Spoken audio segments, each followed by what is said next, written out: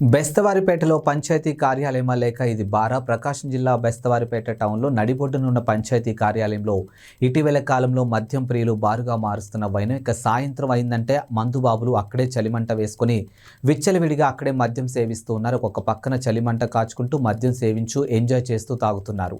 ఈ సదుపాయాలు bar and రెస్టారెంట్లో కూడా ఉండకపోవచ్చు. ఈ విషయంపై విలేకరులు మద్యం ప్రియులను ప్రశ్నించగా ఇది మా ఇష్టము, ఎక్కడ ఏ అధికారులు రారు, మమ్మల్ని ఎవరు ఏమి చేయరని సమాధానం ఇవ్వడం జరిగింది. సంబంధిత అధికారులు ఈ విషయంపై దృష్టి పెట్టి తగిన చర్యలు చేపట్టాలని ప్రజలు కోరుతూ ఉన్నారు.